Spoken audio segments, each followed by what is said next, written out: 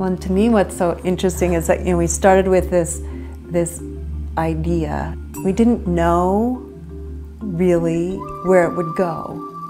It's really amazing. It's 20 years later, and we've brought art, writing, and nature workshops to over 6,500 people facing illness and loss. The experiment or the exploration of asking, how can the arts be useful? How can they make a difference in somebody's life? What is it that when someone is able to express their pain, how does that help them survive? How does that help them live? How does that help them move through something to a new place? I am a nurse, a patient, a caregiver. 2007, I discovered living art, and I started a class where we did poetry and we did mask making.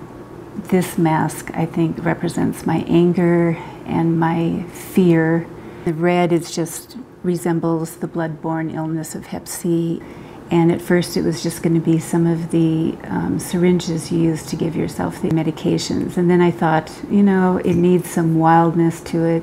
The feathers, like my brain is just going to the birds. And it just sort of added that fear, I think, the fear just going out of your head. I got a diagnosis the end of 2011 at Mayo's Clinic that I had liver cancer, again related to the Hep C and end-stage liver disease. This is stunning. For me, it represented an acceptance, loss of anger,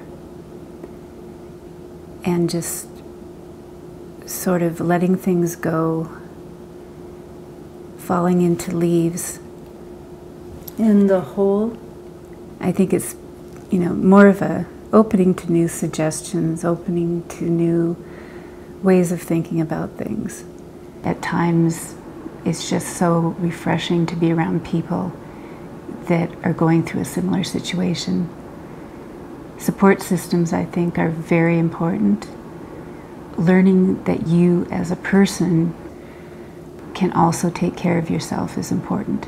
When I say that this mask represents acceptance, it's usually temporary. I go back and forth to the different masks. I've got a better handle on the disease process and how universal it is, how it affects so many people. It's part of our stages of growing. I think the poetry expresses that the best. I'm not so angry, a plague, death. I am giving, a growing stream, despite.